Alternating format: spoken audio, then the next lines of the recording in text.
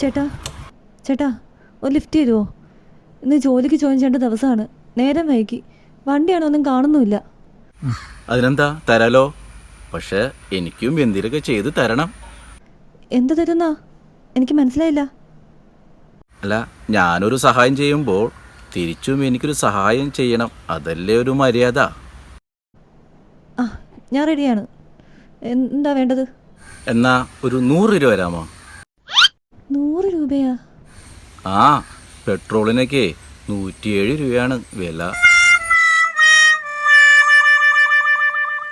തരാം. ആണോ? എന്നാ കേറിക്കോ.